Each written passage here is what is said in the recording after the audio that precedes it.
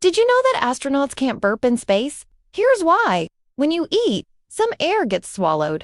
That air ends up in your stomach, and then when you burp, gravity helps to separate the air from the rest of the stuff in your stomach. But without gravity, like in space, that doesn't happen. So all the air stays in your stomach. And that's not just embarrassing, it's dangerous.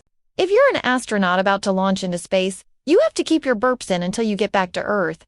And believe me, that is no easy feat. In fact, it is so difficult that NASA has to train astronauts for months on end to learn how to control their burps. They use special techniques like breathing exercises and even acupuncture to help reduce the amount of air in their stomachs. So next time you're about to launch into space, make sure to bring your burps with you.